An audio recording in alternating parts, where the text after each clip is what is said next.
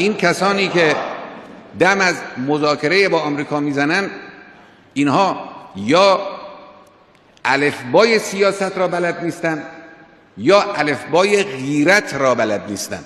یکی از این دوتاست.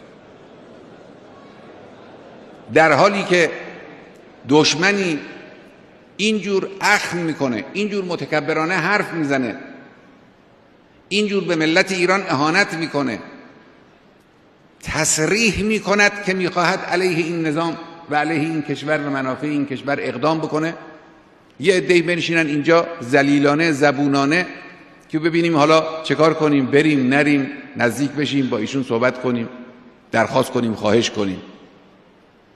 این اهانت به غیرت مردم ایران و اهانت به عزت مردم ایرانه. این نشانه بی‌غیرتی است. این سیاست مداری نیست.